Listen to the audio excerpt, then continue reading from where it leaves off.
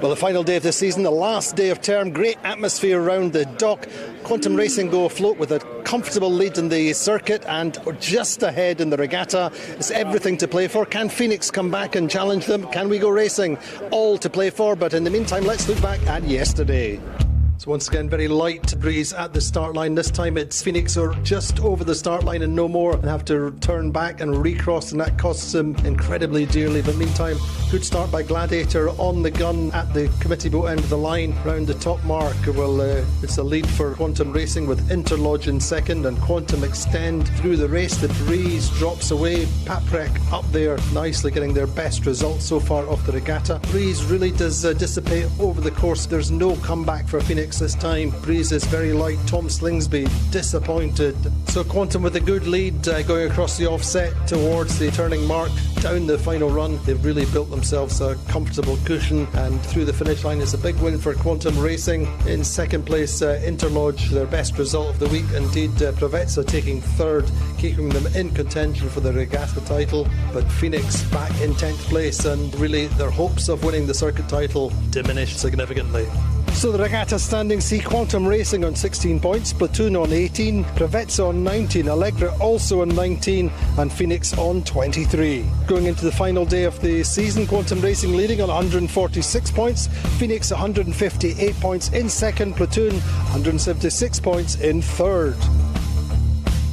Two titles in the balance here in Barcelona today, but unfortunately looking at the conditions on the water just now, not looking very good at all. It's a process of sitting and waiting, tension rising to a certain extent all the time, and wondering what is going through the heads. And the Quantum boat, Quantum are 12 points ahead in terms of the circuit standings. Phoenix had that day yesterday when their worst score of the season so far with that 10th, a real slow motion day. It's going to be a case of waiting now. In the meantime, we have one of our principal sponsors have guests here flying all the way from Japan, XS Energy Drinks, and they're here with us now. Race fans, we're live from Barcelona, Spain, and we just want to say thank you all for joining us this morning, and we're really looking forward to the day ahead of us, where we will crown a winner in the Barcelona race and as well in the 52 Super Series. My name is Brandy Heiser. I am the Global Access Director, and we are here as a proud sponsor in the 52 Super Series. So Brandy, how's your experience so far here in Barcelona? Well, it's been absolutely magical. We have enjoyed every minute of the day, being out on the water, waiting for the wind. I think that was something that was, you don't realize how much is behind the scenes, right? So the day that we were out there for about 5 hours, and we're talking, and just the elements are such an important factor in this entire race, and it's just really important to know that as a fan. Indeed. Now you have a number of guests here, haven't you? Oh yes, we have brought guests with us all the way from our Japan market, our Amway Japan market, and they are super excited. They flew for 24 hours to get here. They spent the day yesterday out seeing the sights in Barcelona, and today they're going to be out on the water with us. So we're really excited. It's all about the experience, isn't it? It is all about the experience, and with the XS brand, and one of the reasons why we are such a proud sponsor of the 52 Super Series is sailing is in our blood. Our actual co-founders, Rich DeVos and Jay Van Andel, they started sailing back in the 1940s, and they went on a great adventure where they were sailing, and they said they were going to be gone for a year. And what I love about the story is that they left the east coast of the U.S. and they were headed down to South America, and their boat sank off the Grand Bahama Channel. But what's so important is before they got into that sailboat, you have to put your mind in the sense of the 1940s, right? There was no Google, there was no YouTube to find out how to sail. They had never sailed a boat. So I think, to see the legacy of our families here, to see Doug and to see his family participating, it's just truly exceptional. We believe in, like you said, the experience, and sailing is, like I said, part of the DNA of our brand, the XS brand. And do you have a favorite team here? Oh, geez. That's a loaded question. I would say it's a little biased. I'm biased, right? The Quantum Racing team is obviously from our hometown. They're actually from the Michigan, right? So for us and having Doug at the helm, I think that's super, for us, one of the things that we really enjoy to see them out there racing. But the platoon team is coming up right behind them. So, I mean, we will see out on the water. May the champion be crowned today. Maybe if you go and give some excess to the platoon team, you never know what might happen. Yes, they all need some positive energy, right? So we're super excited to see who's crowned the Barcelona champion as well as the overall 52 Super Series champion today. Well, great. You have a great day and all the best to all your guests. Thank you very much. Well, lots of positive energy in the studio, lots of positive energy, lots of positive thoughts on the water. Everybody wanting to go racing, not least to say the excess guests who have come a long way to see some 52 Super Series action. But of course, we have a great big party celebrating 10 years this evening, and big question is who's going to be celebrating most.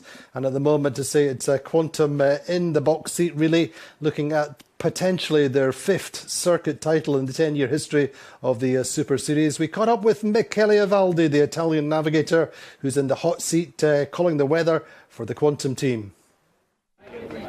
So Michele, it's looking pretty quiet this morning. How's it looking on the race course for the afternoon? I think the setup is similar to the other days. We now have a bit of a marine fog because of the temperature of the water and the temperature of the air. I think once this clears out, there is a little chance of some breeze filling in, but we're aiming for the same as yesterday and the day before, between 6 and 8 knots, very unstable, shifty, not an easy track.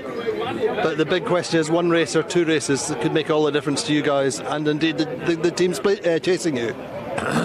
I think we'll go out and mentally we're ready for 2 races, and if we're lucky, Maria will get 1 straight away, but we'll see how it plays out.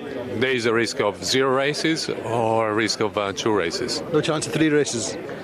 3 races will be very, very optimistic. I don't know, maybe. How are you feeling then? This is a big day for the Quantum team. Well, it's a big day, but it's good to be in this position. So we are in control of our destiny. We'll go out and see what comes. Good luck. Well done. Thank you. Thank you. So it's Michele Avaldi, the 52 Super Series Quantum Racing Team navigator.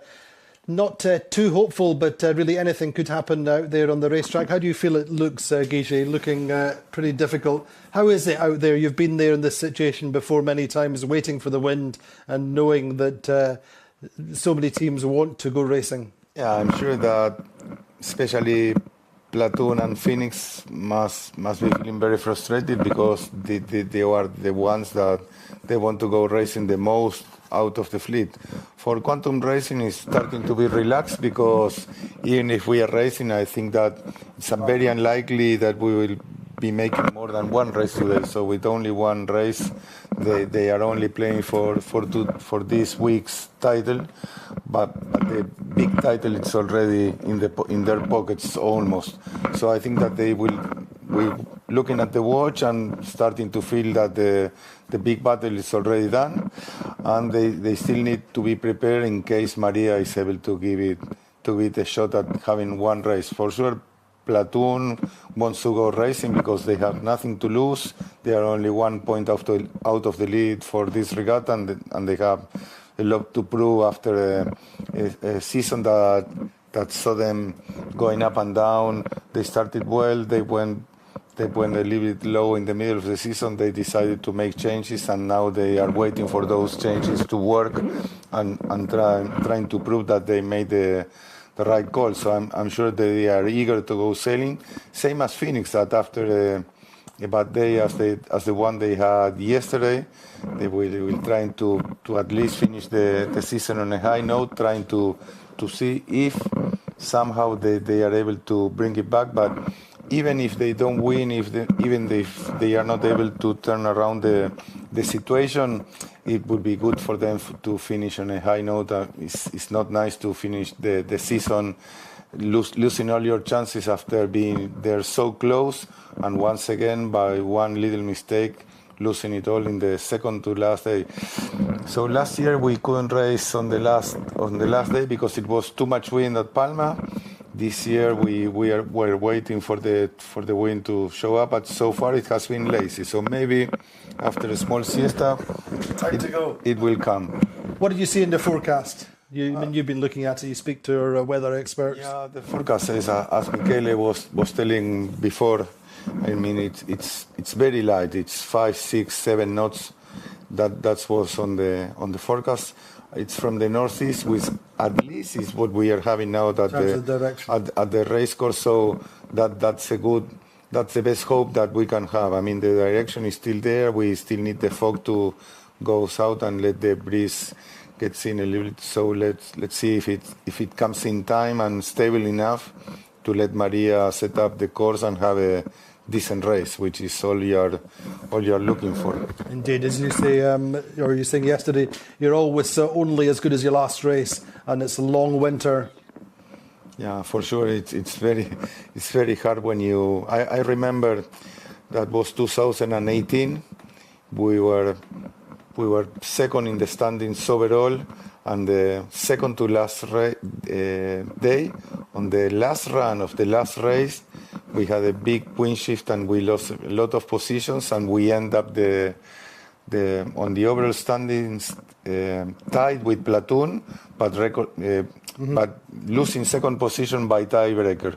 And then on the next day, we're not able to race on the last day in Valencia because we had no breeze, and that was incredibly tough because we had to live with that for the whole winter. I remember I never pay a lot of attention to prices, but I remember I asked Pablo Ruemers if I could keep the prize for the third. I remember, yeah. Third position of the overall standings, and I put it next to my bed. So every time I was waking up, I was making sure I was remembering. What do we have to do today? Remembering of that to make sure that we got the first position next year. So that was our driving force for the winter. We worked really, really hard. That's when we changed all our appendages, our keel, rudder, valve, and everything. We made a lot of modifications. We worked it very, very hard those 5-6 months. But luckily enough, in 2019, we were able to win the season. So that was kind of a relief. I mean, whatever the result is today, I mean, obviously Quantum are in the box seat, as we say, in terms of the season championship. But looking ahead to next year, what do teams have to do to catch or pass Quantum, and how far are they ahead? Well, yeah, I'm sure every team has different situations right now. I mean, some teams, they are fast enough, they are winning races, but they are lacking consistency.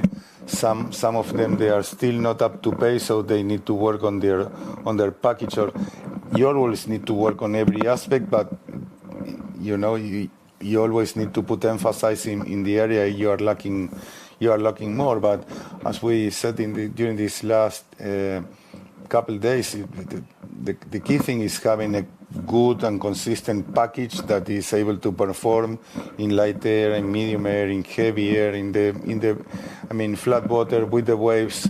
So you need to make sure that first of all all your gear and all your equipment is reliable enough. If we seen yesterday Phoenix by only one bad race, they compromise the work of the whole season.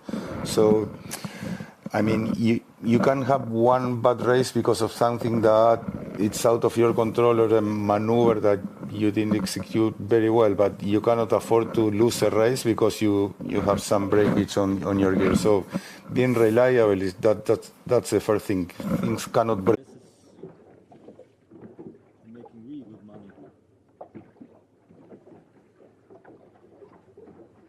I watched something on Instagram when Ibrahimovic arrived to the US. LeBron James, or kind of brought an open letter. Where was it? Los Angeles, no? Been to LA. The Lakers. Yeah. No. Ibrahimovic. Yeah, he arrived in LA as well. LA fans, you're welcome. And then LeBron James sent in a shirt of him, and basically he signed it and sent it back to LeBron.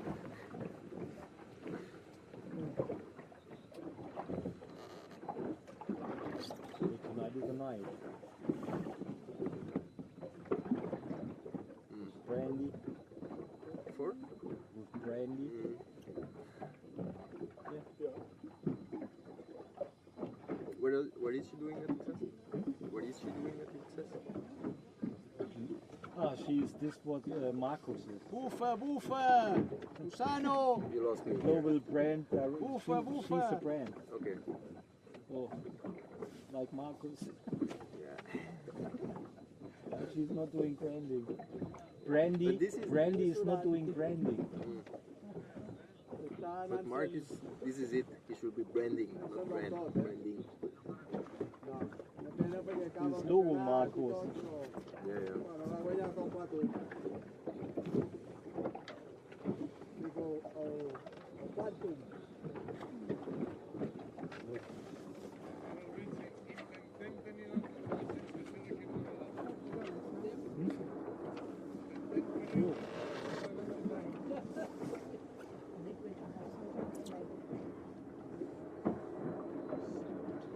Small. Make a picture.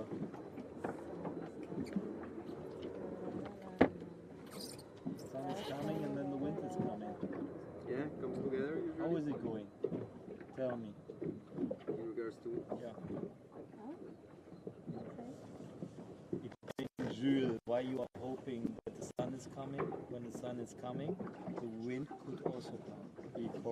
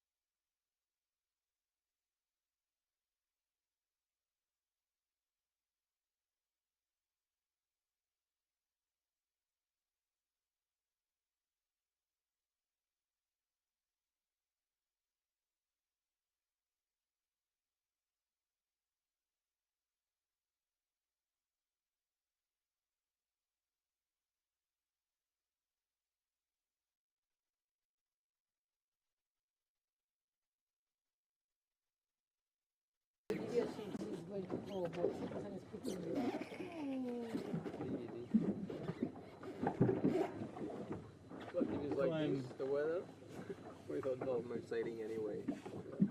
so I'm more plagued than a girl from Cuba. Te has hecho un agujero ahí en la pata, ¿has visto? No, por dentro, se te ha abierto la costura. No. La de la derecha. Puedes rascar si te... No, por dentro. La costura interior aquí.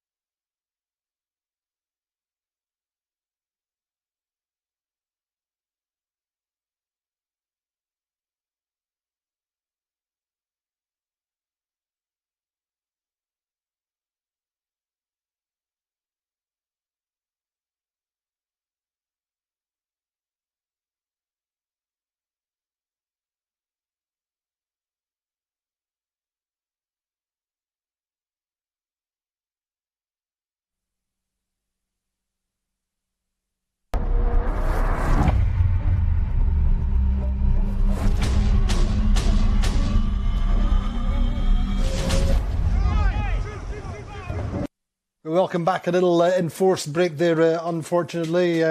Things not really changing too much on the water. We're talking our 10 years of history here, going back to 2012 here in Barcelona. But we're looking ahead with our CEO, Agustin Zulueta, and Lars Booking, our Communications Director. We spoke to them about the future. So, Agustin, obviously celebrating 10 successful years here. How's next year looking? Well, next year is looking good. I mean, our first goal was to be here in Barcelona after 10 years with 10-boat fleet, and we are very happy.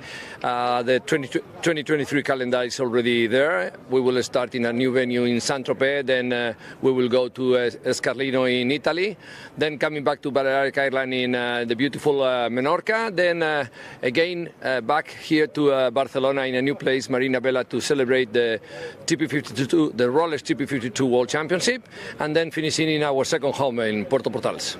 And what's the key things about the venues? How do you select the venues? I mean, we have like 4 parameters to select the venues. The most important one is to have a really good sailing course. Then it's really important also the motivation of the venue to host this important fleet. And of course, all the logistics is also an important part to decide the venues. So Lars, looking ahead, obviously we have a strategy for the future. What's the goals in the long term? I think in 2012 the most important thing was to have a strategy, to have a vision. And then 10 years later I think we are more than happy that we fulfilled most of the things we had in mind. And then now it's very much about the next 10 years. I think that's very much the objective, to keep the fleet together for the next 10 years. And we had a very good meeting already talking 2023, 24, 25. And maybe in 2024 we'll go back to the US to promote the circuit in the United States, as we did it already 2 or 3 times. How important are the owners within that strategy?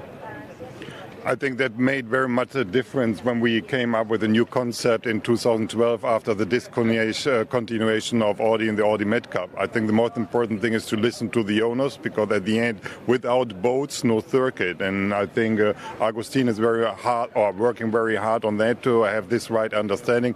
And he, as a former professional sailor and a general manager of Desafío Español, I think he speaks the same language, and that makes very much a difference as well.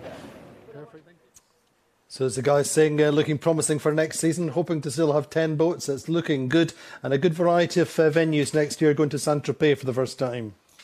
Yeah, Saint-Tropez, it's one of the venues that the owners were asking for, and after a couple of tries, it's been finally happening next year. I remember we had plans to go there before, but the COVID and all that stuff have been altering plans a lot, but Agustin has been keep trying, and then we are finally starting the season next year with that venue.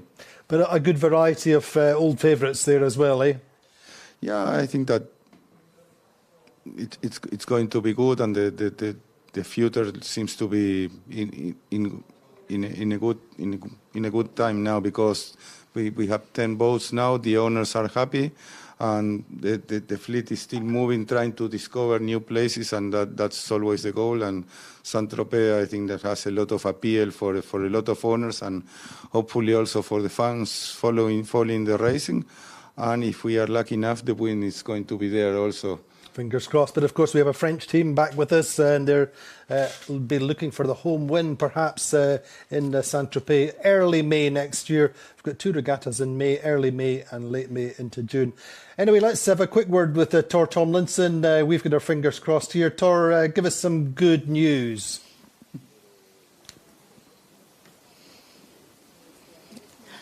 Afternoon, guys. Well, I wish I could. It's really, really light out here. We had a little bit of breeze when we came out this morning, but it's dropped off. I'm just looking over towards the shore at some club racing going on, and they're not really moving at all. The marine fog that you were talking about earlier is still here. It's clearing up a little bit further out to sea and over Barcelona, so we're just hoping that it starts to burn off. We've been watching Gladiator have a little bit of a dance party, and there's a AC-75 out here thinking about trying to go sailing. So we've got some entertainment out on the water, and in the meantime we're keeping our fingers crossed that it keeps on burning off and we'll get a little bit of breeze. There's tiny little zephyrs on the water here and there every so often, but yeah, not enough to go racing yet, unfortunately. Thank you very much, Tor. So, Guichet, the good news, it's not raining. Yeah, for sure. It's foggy, it's cloudy, but it's not raining. So that's the good news so far. But anyway, let's continue to wait. In the meantime, let's have a look back at our 26-minute documentary. We're making 3 this season, 1 early season, 1 mid-season, and the guys are just finishing off one which we'll look back from here. Anyway, enjoy your 26-minute programme.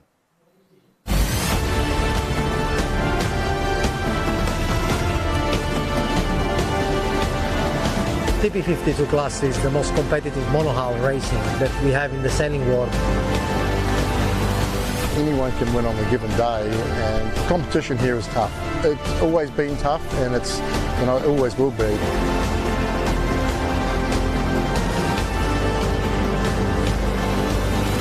You basically have to be a little conservative, but also you've got to be a little bit punchy, because if you give an inch, everybody will take a mile. We've won the first 2 events, and we won them pretty strong. It's 50-plus races, and they all count. I think a good week for any TP52 crew here is the top 3. So if we can get on the podium, we'd be pretty happy. The goal for us for Quantum Racing in Puerto Portales is to hold serve on the season. It's 1 or 2 races, and then it all evaporates away. We've had a lot of 2nds, 3rds and 4ths recently, and we need to get on the top step of that podium, so we want to win an event.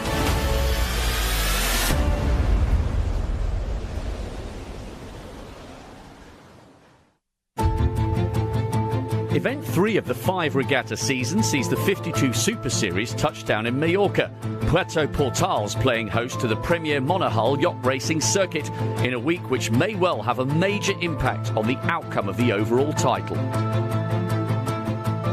We're at about the halfway point of the series. So far, Quantum have been the strongest team by far. They've made some really great off-season changes, and the boat is going really fast, especially upwind.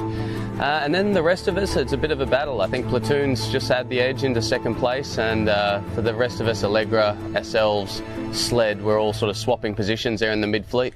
There's a lot of reasons why I think, in reality, the Fleet find Portales one of the best events of the season, if not the best event, because the playing field's quite tricky, and it has opportunities for everybody. That's what this class is all about. It's tough. 2 regattas into the season, and ruthless consistency has seen one team forge a huge 14-point lead on the overall rankings. I don't think we've ever won the first 2 events before, and so Portales is really, really important to us. We want to be able to come out of Portales in still a strong position, because we've clicked off the one goal to win the Worlds, and now we want to win the season. Quantum Racing arrive in Puerto Portales fresh from claiming an emphatic victory at the TP52 World Championships in Cascais, Portugal, where they won with a display of real class. But more importantly, the victory marked the first World Championship title with long-term owner Doug DeVos at the helm.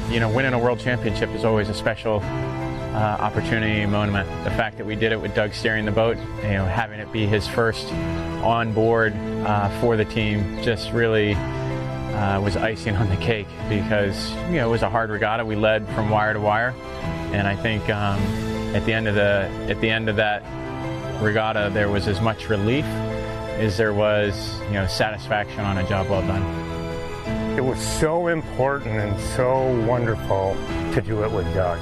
That was the biggest thing. People that aren't familiar with sailing at this level, this is the ultimate team sport. Everybody has to perform, and to have everything come together as strong as it did was so great. It just felt great to be on board. For many years, there would be World Championships that I couldn't attend, and the team would sail and did well. But for the opportunity to be on the boat to sail in a championship, the Rolex Championship is just pretty special, and to win it's fantastic. And yes, we do. We go home as a world champion. I'm pretty excited about that. Newly crowned world champions then, Quantum Racing head into Puerto Portales as series leaders, but also as the only team to have won this regatta twice. But for 2022, they'll be sailing without DeVos at the helm. For the rest of the 9-boat fleet, it's time to make a move on the rankings. Portels is an event we've normally had some good success at. We won it last year. We feel quite comfortable here, and we've done quite a bit of stuff after the disappointment of the Worlds in Cascais. So we've got some new sails, and we're pretty comfortable before the event how we're going. So we're looking forward to it. Here in Portels, it's a very tough venue. The light sea breeze, very hot. It's very one-sided the course, the usual Palmer Bay, and it's a tough race course. I'll be surprised if you don't see a lot of up and down performances from the teams, because the amount of heat that's predicted at this time of year and how hot every place is, all bets are off. So for their first visit to the Mediterranean for 2022, racing got underway in blisteringly hot conditions. 8 to 10 knots of sea breeze ghosted around the course in difficult shifty patterns, and it was Phoenix Centre Fleet who made good headway on the first upwind. The South African boat led at the first mark, closely followed by reigning Puerto Portals champs Sled and Platoon outside them. Interlodge followed, under threat from a smooth hoist on board Preveza behind them.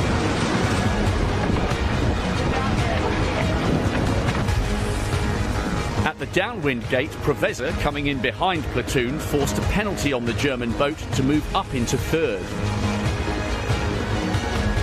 And that's how the positions stayed. Phoenix taking out race one here in a shifty Puerto Portals. Sled crossing in second, ahead of a tactically fought third place for Preveza.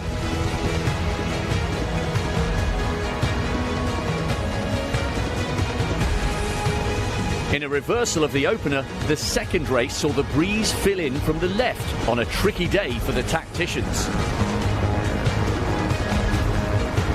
By the top mark, good decision-making on board Vayu put them out in front, just rounding outside Interlodge.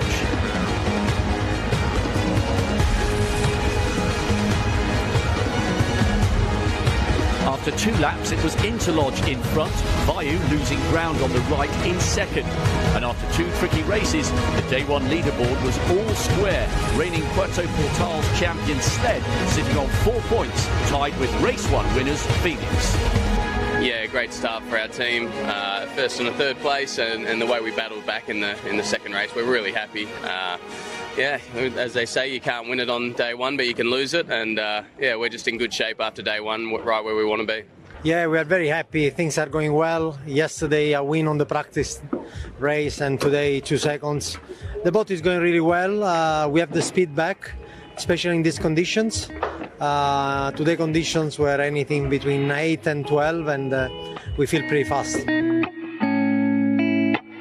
So Sled going well at the top of the leaderboard, but for the series' newest full-time team, 2 last-place finishes on day one see Vayu asking some difficult questions as the family-owned boat from Thailand looked to improve. From there on, it was a difficult recovery. Try to make this better, let's say, next time. It's just looking at the guy. For you, your only job is to look at the guy. The ethos with how the team was composed to begin with, I think fun was a large element of that.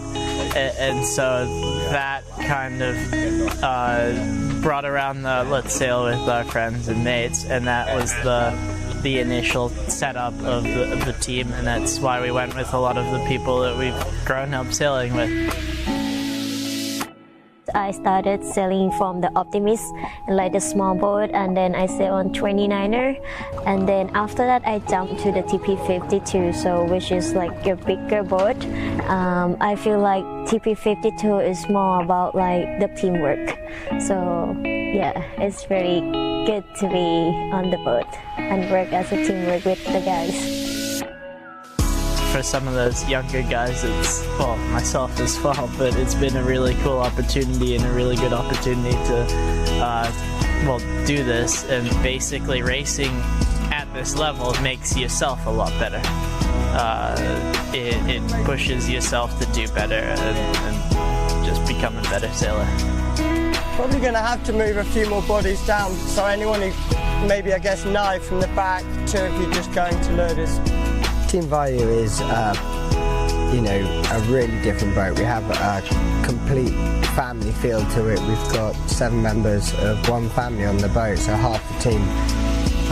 And at such a high end, it's amazing to be able to have that level in this boat. You know, it's not something you see in F1. It's like the boat kind of mixed with the professional sailor, but they also try to keep Thai sailor on the same boat. In the beginning, I was like really like happy to be on the boat. I feel like, oh my god, this is incredible. Like this, I'm so happy to be here.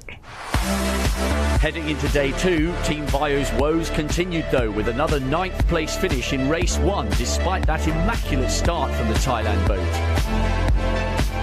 Phoenix continued their run of form out on the Bay of Palma with another 1st place finish for the Platinum family's yacht. But the day's 2nd race saw them downgraded to 6th in the tricky conditions.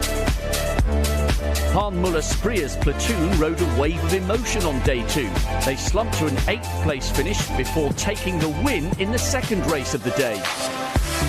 And with similar inconsistency throughout the fleet, day 2 winners were Austin Fragamen's Interlodge. 2 solid 3rd place finishes seeing the American boat lead the rankings with 4 races sailed in Puerto Portales. I'm very excited that we were able to be the prevailing boat today, and particularly with 2 third places. So it showed the consistency of the team, I would think, more than anything else. But, you know, it was an exciting moment.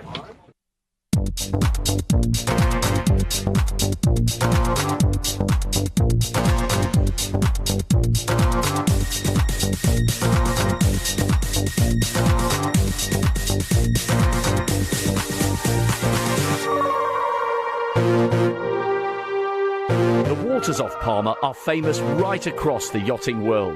But for the visiting sailors of the 52 Super Series, there's also much to be gained from Mallorca's cool early morning interior.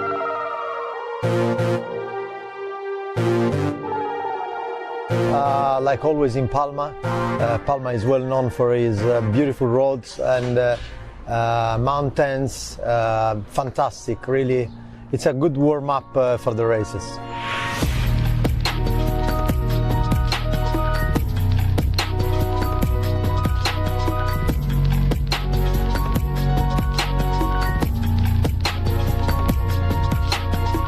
It's a beautiful group of people coming from different boats, and it's many of us loving the bicycle, and we love to go together. So a lot of times it's a big peloton with different riders, and it's a very nice way of starting the day.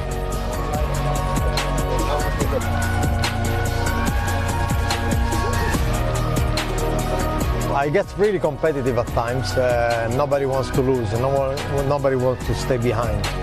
So yeah, we push it hard rates, and it's good fun.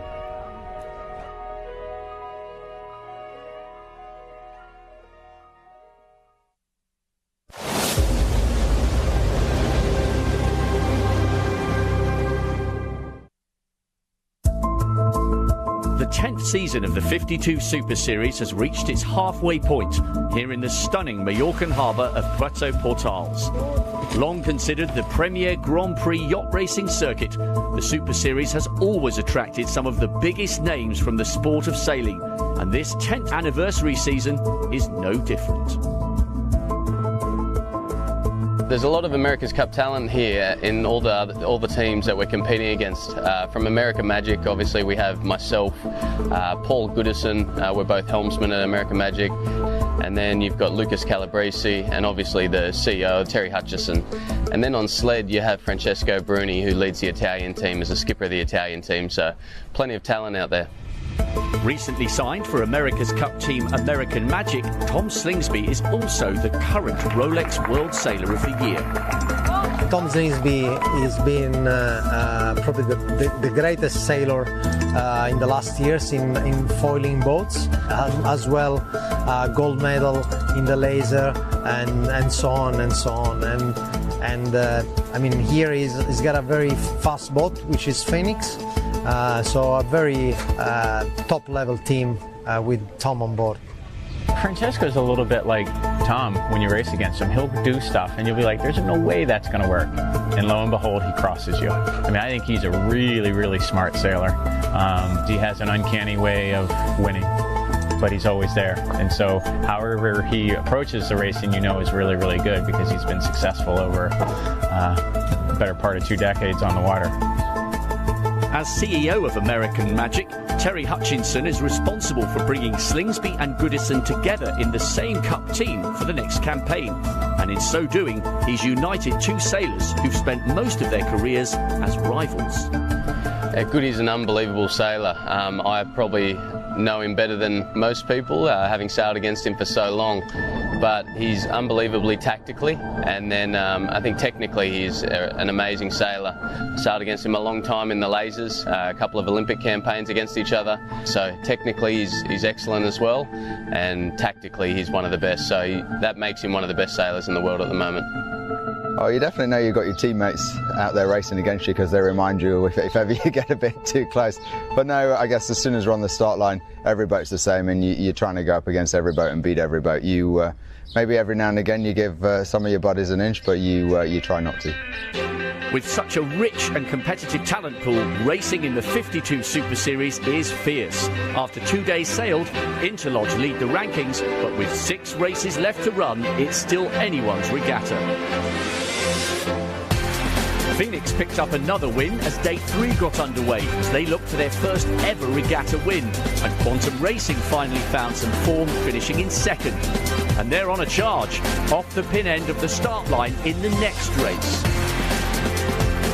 So by the top mark, Quantum had a clear lead over the fleet, with Sled chasing hard, followed by Interlodge, reeling from a shocking last place finish in the previous race. Quantum were in command, first to the downwind gate, and 6 races in, finally looking like they could score a win. But charging in with a textbook kite drop, Sled was still right on their tail.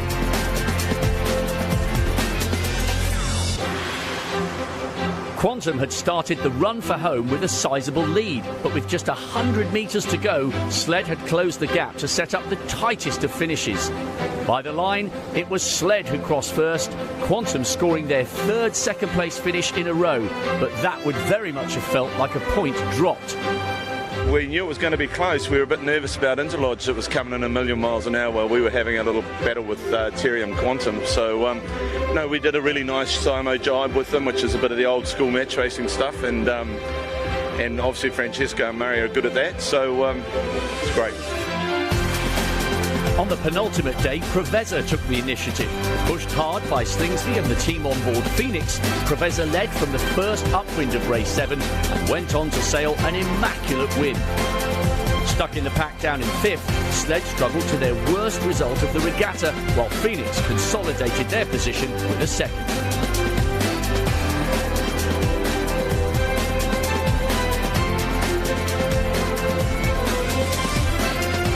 Race 8 then saw Interlodge trying to make up for their disappointment in the opening race of the day, but again it was Phoenix with their noses in front, making gains on the long march upwind. And by the top mark, it was Sled and Phoenix fighting it out in a top-of-the-table tussle.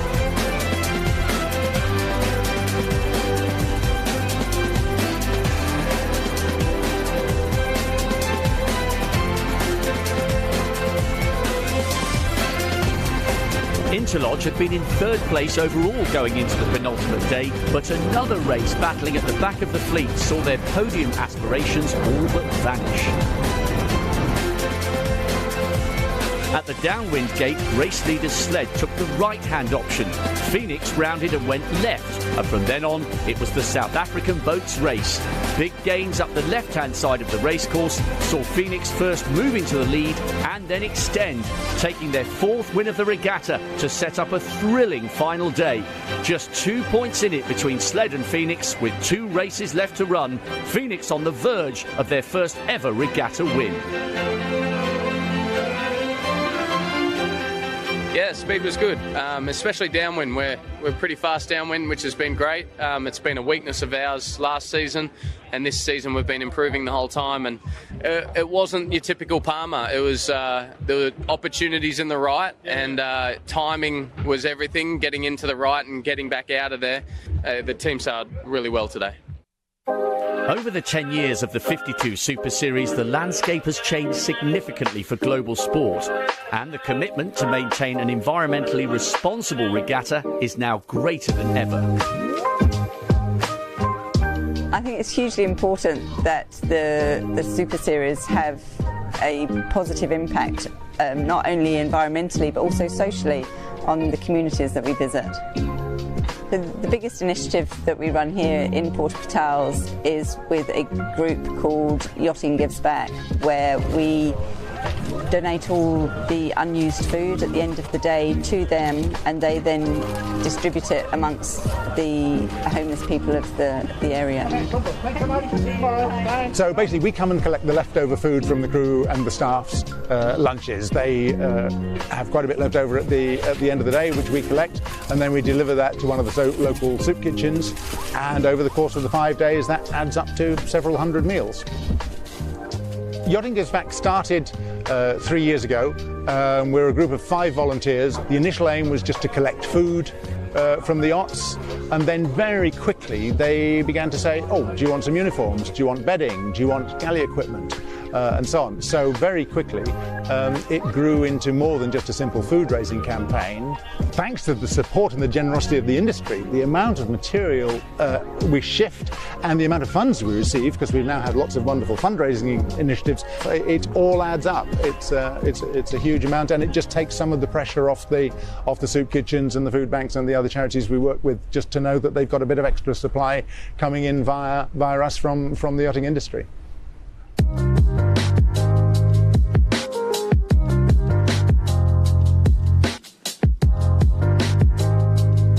With the Super Series regatta in Puerto-Pitaals drawing to a close, the Bay of Palma had one last surprise for the 9-boat fleet of TP52s, as the final day brought with it the perfect offshore conditions to decide the final rankings of this mid-season event. No, it's going to be a good day. It's a different breeze, so it'll be a different race course, and we're pretty comfortable in this stuff, so just go out and give it a best shot. We're pretty happy with the way we've been sailing this week, and just got to keep chipping away. We're in Palma, offshore breeze, great. Forecast is between 14 and 23 knots. It's a big wind range, different direction. The team is in very good mood. We did a debrief in the morning, and everything is looking good for a really nice day of sailing. With just 2 points separating the top 2 boats, the final day of racing got underway with an immediate advantage going to regatta leaders Phoenix.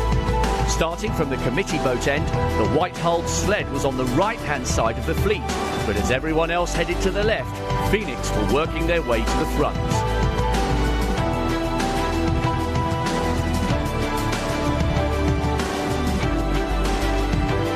Stuck out on the right, the sled could do nothing but hold their lane and hope for a favourable shift as the fleet neared the upwind mark.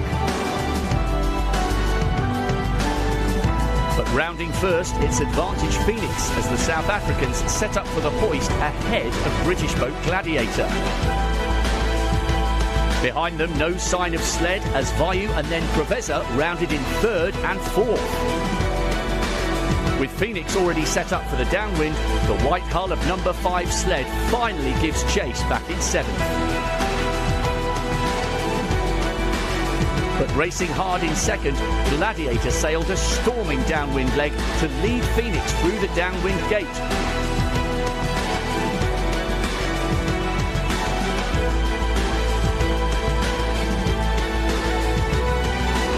While for Sled, every place could count as they try and inch their way back through the fleet.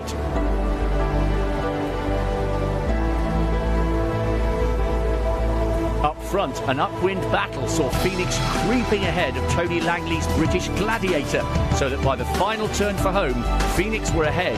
But firing in from the left-hand side of the course, Preveza had sailed into the running and had right of way on the inside of the last turning mark. As the fleet headed for home, it was Preveza leading from Phoenix. But behind the South African boat, setting up for the downwind, a big broach from Gladiator opened the door to chasing Allegre. Up front, the chase was on for the penultimate race win, and one final jibe to the line saw Preveza power their way through to first. Phoenix took second. More importantly, Sled had sailed their worst race of the regatta, an untimely 8th place finish for the crew on board the American boat, and that all but handed the regatta to the boat from South Africa.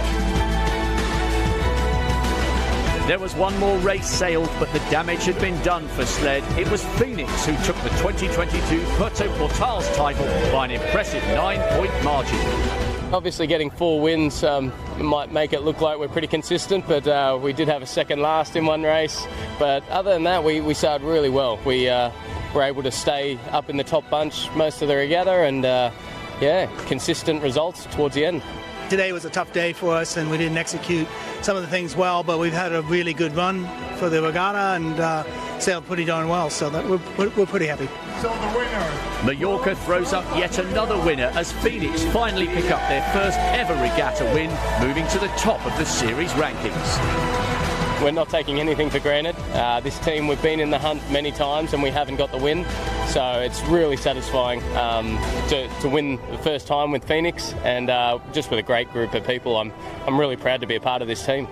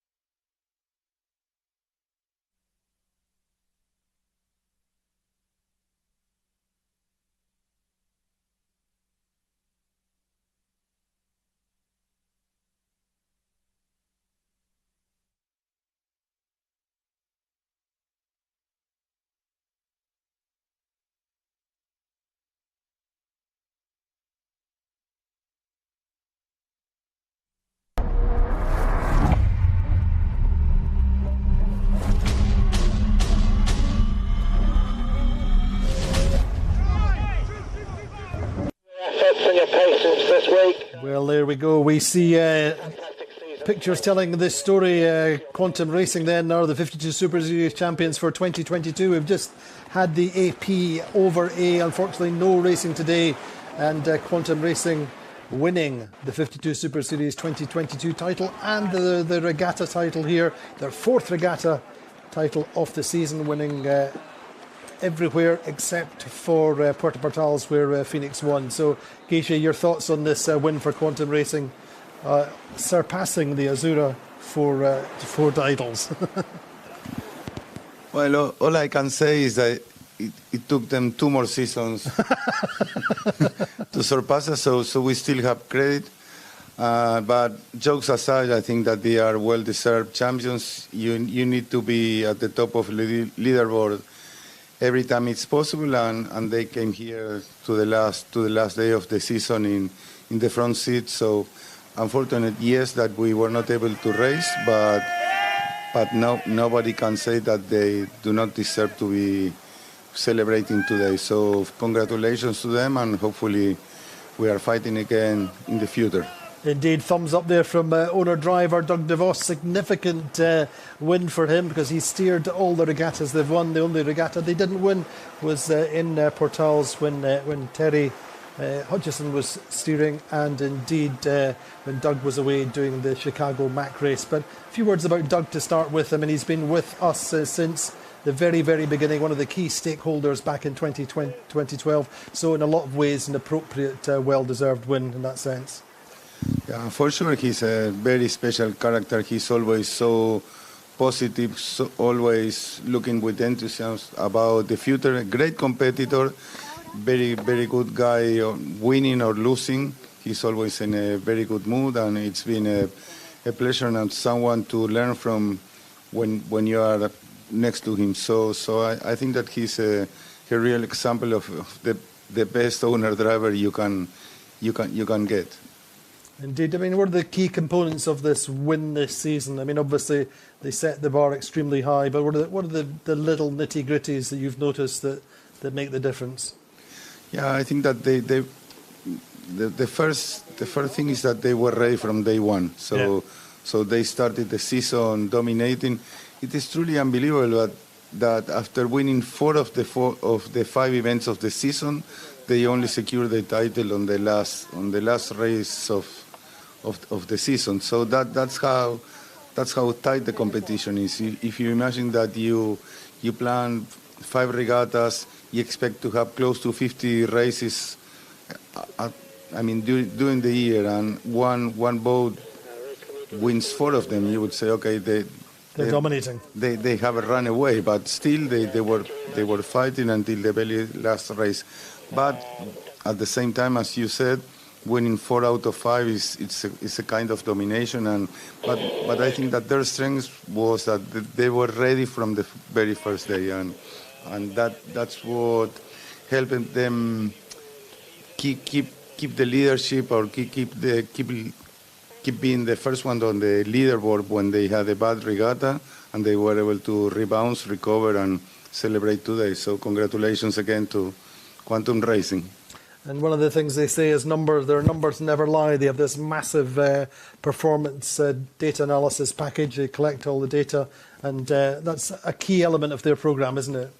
Yeah, we spent a lot of time analyzing our stuff, and especially during these next coming months is when you need to collect all the data of not only from you but also from the fleet, make a true and deep analysis and make a lot of decisions based on that, which are going to be key for next season. So this, believe it or not, this is where next season begins.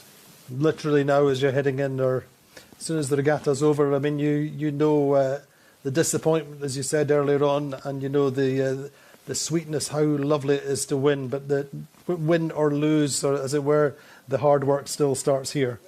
Yeah, no matter what, you have homework to do if you want to be, in good shape next May in Saint-Tropez, where the next season starts. So obviously you'll have a little bit of time to relax, recover. You need to let all the feelings sink, and make all the guys who works on the numbers, collect the data, making sure that the data is accurate.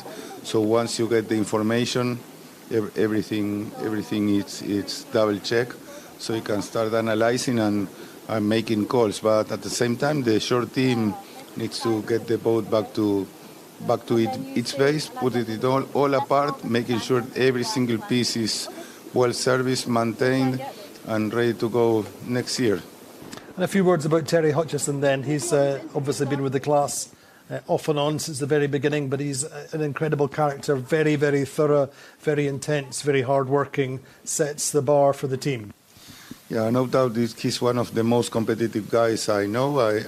I have the privilege to be racing against him for a lot of time now, since the J24 days that we met each other, and we were already fighting then. So before the beginning of this century, I tell you. So we know each other for almost 30 years now, and he's a very intense guy. He hates losing, but obviously he accepts defeat when it comes in a good way, and I have a lot of respect for him as a sailor for sure. But the whole thing is about the big team. It's a big family in essence. But it's really, the success is down to everyone in the team, all the way, as you said, from the chefs and the cooks and the physios and the logistics and everything. Everyone in the team must be given the recognition for being the season champs. No doubt about it. But everything also starts from top to bottom. So Doug DeVos, by giving let's say the soul of the team and making sure that the team works the way he wants to do it. Then Ed Reynolds for putting it all together, providing the sails and making the key selection for the sailors, and Terry to make sure that he keeps the group tight, motivated, and under control. I never sailed with him, but I listen. He's a very demanding leader, but he's also very demanding with himself. So I'm sure he's a good guy to work with. One of these leaders who leads by example. Yeah, one of those ones. And you had little Lara there at the back of the boat, Lara Polsak, she's been with the boat for 4 years, and she knows how to win as well. Yeah, she's a talented sailor. In her own right, yeah. She comes from the dinghies and she won already with the team back in 2018, and she had to wait a little bit, but she's a champion again now on quantum racing. And what about this in terms of the technical setup of the boat? They changed the keel, as we mentioned a few times over the course of our broadcasts. Changed the keel fin in the winter, and that's made a clear difference. I didn't talk to the boys yet about that specific thing, but I'm sure they are happy with the changes they made. They were complaining that pointing was not one of the strengths in the past, and from what I'm seeing from outside this year, they've improved that area also, without giving away any performance in the meantime. So we're on board with Tor. I think Tor Tomlinson is with the victorious Quantum team. Tor, go ahead. It's getting warm now. So, Doug? Yes? TP52 World Champions, Barcelona Sailing Week winners, and Super Series champions. How does it feel? Well, it feels wonderful. It's just, the whole season's come together. You think about this all the time. We missed by a point last year, and so you're thinking about it in your mind of keeping the team together and giving it another run. It's so hard to do, and everyone did such great work throughout the season. We're just thrilled. Oh, yeah, it's awesome. And yesterday, this whole week's been quite stressful with the light winds. And then today, even in the last half an hour, we thought there might be a chance to get racing. Yeah. How did you keep it under control? How were the nerves? Well, you just, you want to go racing. And at the end of the day, you're all sailors. You want to go. And so it's always frustrating for everyone. But, you're always nervous.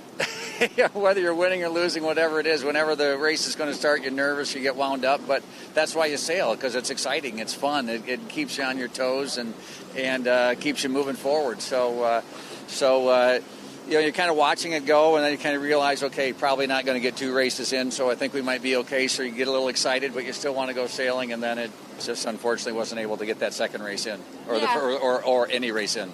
And also, winning this year on the 10-year anniversary of the Super Series is a pretty big one. Well, absolutely. We'll take any year. It doesn't matter what the year is or anniversary, because it's a challenge. You see all the competitors here. These are incredible teams. These are phenomenal people, and to have a chance to sail with them, sail against them, and to come away with a victory is very very satisfying and encouraging for all the great work the team's done. Yeah, and you were driving for 5 of the 6 regattas this year and managed to, all the ones that you won, you were driving, I think it was 4 out of the 5, but we apparently I didn't mess things up too badly, when I was on the helm, so it all worked out just fine. But it always goes back to the team, right? It's how the boat's sailed, how it goes through the water, how the boat's prepared. And then I just have to do my job as part of the team, and so I'm grateful that it worked out the way it did.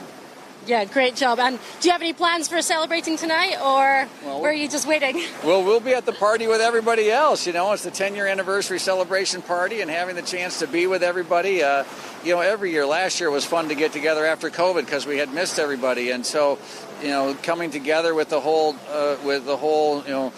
TP52 or 52 Super Series family, if you will, was just amazing. Just being with friends and having that opportunity. So we're looking forward to doing the same thing tonight and celebrating the good things that happen throughout the season for everybody. Everyone won a race. Everybody had ups and downs throughout the season. So we really want to celebrate the whole fleet and have a chance to be together. So looking forward to it.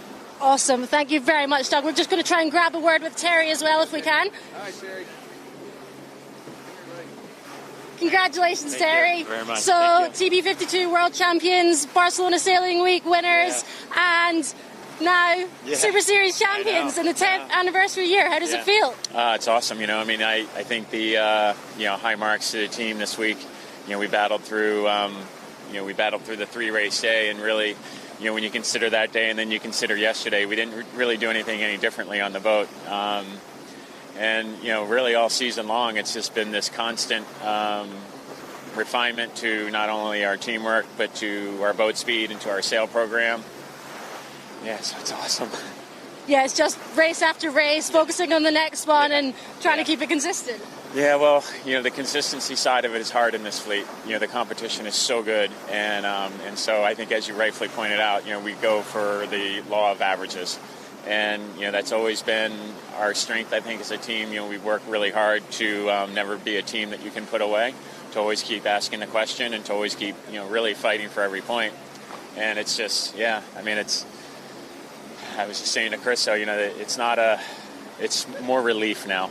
It's great to, when I look back at this season and I think how far we came from the previous year and everything, it's just awesome to see the elevation of the team all the way around us. It's great to have Chris Oaks, filling in for work, and he's on a speedy recovery, which is awesome, and, the team is solid.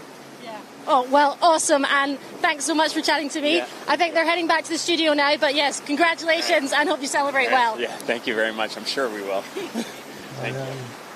And indeed, I'm sure they will celebrate probably once or twice, once for winning the regatta and twice over for winning the Super Series this year, and of course the 10th anniversary year. But a big moment for Quantum. What's your reaction, Gagey, with particularly Doug there? Super happy.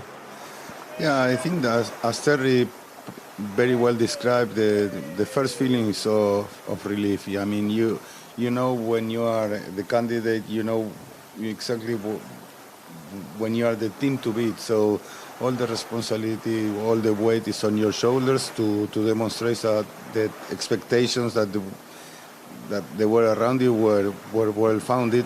So once you have the job done, I think it's a big sign of relief. You take the monkey out of your shoulders. So that's a very satisfying moment. I remember when that happened to us, I was like relaxed. I was just wanted to be chill, calm, and enjoy the moment. And for sure, in a couple hours where the party comes, they will be able to properly celebrate. But right now, the feeling, I think it's of relief.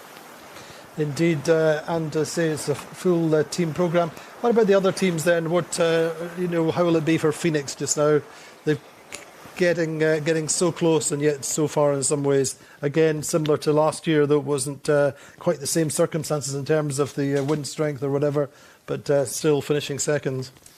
Well, I think that it can be that can be read in two ways. One way you can say they were not able to win again, and that must be frustrated. But I think that in order to win the season, you need to have a solid foundation. So a solid base, and they have been developing this through the last years. And I think that now that they are mature and now they are ready. So they just remember they just won their first event of any season only 2 events ago. So they are relatively new or young to be fighting for the front of the fleet. And one thing is winning, and one thing is being leading, and another completely thing is closing the deal. So I think that now they are mature enough to be able to close the deal if they are able to highlight what has missed during this season, which I'm sure it's not only about yesterday. I mean, if Phoenix looks back, they also lost this regatta in Cascais when they didn't perform very well, and I think that that's something that they will have to look after and see what they can improve for next year if it wants to be a real threat for the overall win. The other thing is obviously from here the America's Cup programmes ramp up, and that's going to impact on some teams where they've got afterguards and shore teams, and that starts to affect some of the top teams. For sure, the America's Cup will suck a lot of players from most of the teams, not only Phoenix, not only Quantum Racing, but from most of the teams, sailors, short teams, sailmakers, designers, and all that stuff. So it will be an important winter. I mean, in this class, a very big performance of the season is decided during the winter.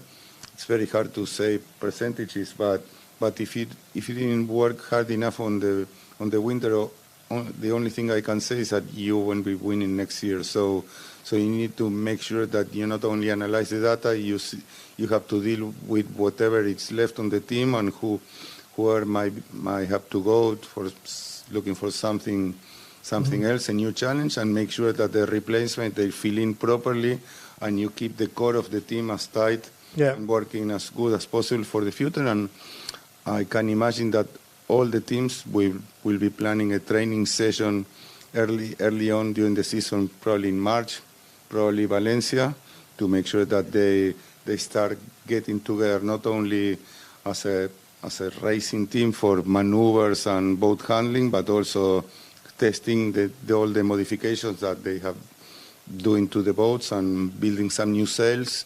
That's really when the sail program has to be sorted out, and you have to order the sails pretty much. That's the deadline, really, isn't it, for the season? If you have some ideas to be tested, I mean, you need to build the sails. You need to have the designs ready by the beginning of the year, because it takes 45 days more or less to have the sails delivered to Europe and on the boat. So if you want to be training or racing in Valencia, let's say a training session by mid-March, you need to have those designs submitted by mid-January or ready by mid-January, something like that. And then you make your conclusions, see if you want to make any modifications, and you still have time to order the definite sails that you are going to be measuring in Saint-Tropez for the first event of 2023. So I can officially say that 2023 season, it's about to start in 2 minutes. Exactly. But listen, I mean, we're talking about the America's Cup. Obviously, there's a fair number of sailors are also in the Olympic arena. Way back here, 30 years ago, the 1992 Olympics took place. We've got a number of medalists through the fleet. We caught up with a couple of them before the regatta. So Morgan, how does it feel to be back in Barcelona for you? Oh, real pleasure. It seems like yesterday I was here, but you told me it was 30 years ago. So it's great to be back. Great memories. And 4 other sailors in the fleet have won medals here in Barcelona. They are? Jordi Califat, Don Cowie, Rod Davis, and the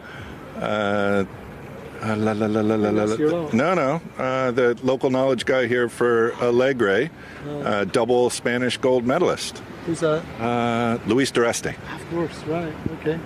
But what do you remember about those days, and how's the city changed? It's bigger, it's busier, but you know, so much history and beauty here, and great sailing. So Don, 30 years ago, you were winning medals here. 30 years ago, yeah, it was a long time ago, but a lot of fun. But, you know, important to remember that I did win my silver medal before Rod by about a half a second. And, no, it was really good that Rod came along with me in the Barcelona Olympics, and we had a great regatta. Tell me about the regatta a little bit. Was it close, was it? It was very close, actually. Well, no, the gold medalists didn't do the last race because they had a really fantastic event, but the last day we went into the last day fourth and came away with the silver medal, but Rod forgot to bring the points with him, so we didn't actually know until after the race. Really? Yeah, true. I did swear at him, but it was a good swearing. You've never sworn at him since? Never. No, we had It's good to be back here. I mean, you've been round a few of your old haunts, have you? Well, 30 years ago, I think the haunts are closed now, and they certainly don't let old guys into the haunts that I went to 30 years ago. Don Cowie, what a character, still barred from a few pubs and bars here in Barcelona. A little interesting point, Don is always the last man standing at the prize givings, other than my good friend here. But unfortunately last year when Sled won, then all the Kiwi guys were booked in flights, so you can imagine they'll actually be celebrating this year as well. So it's going to be a big, big night. Thank you so much for joining us all the way through the week. We can only apologise about the conditions. Food for thought, perhaps, for the America's Cup. But Guy, thank you so much for joining us, and hopefully next year you'll be on the water and not bags. It's been a pleasure to see you all in Saint-Tropez, and hopefully, as you said, I will be able to send some commentaries back from the water then. Indeed, from the winning line. Then looking then at Quantum Racing, the 2022 52 Super Series champions and the winners of the 52 Super Series Barcelona Sailing Week. Thank you very much and goodbye.